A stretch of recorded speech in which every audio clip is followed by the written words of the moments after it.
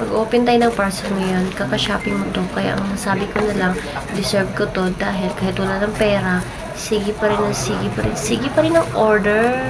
Sa totoo lang kapag nag-shopee ako, wala akong pakialam So ulit. Kasi nabubulo na naman ako, feeling ko na-stop tuloy ako. So ito na nga. Kopi ko brown, black alas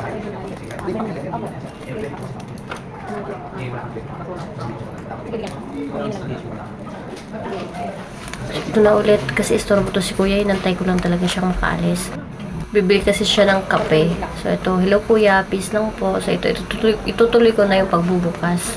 Habang nagbubukas, nahirapan pa ako dyan kasi medyo mapurol yung gunting eh. So ito na nga yung sinasabi ko kanina na pag nag-order ako sa Shopee, wala talaga akong pakialam kapag nag-checkout ako.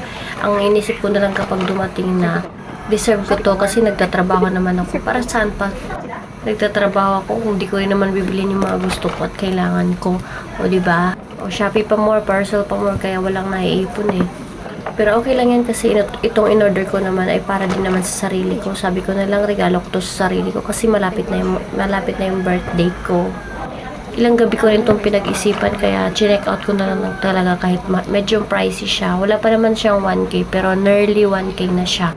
Gochujok lang yung brand pero pwede na kasi at least matatrack ko yung steps ko. At di ko lang alam kung 100% accurate ba siya. Basta binili ko lang talaga kasi inggitera ko. Charot. So ayan, kunyari manghang-mangha pa ako sa loob niya kasi marami siyang strap, iba't ibang kulay. O diba, nakakatuwa din talaga kapag nagpa-parcel ka kasi pagdating, yun yung ikinakaligaya mo eh.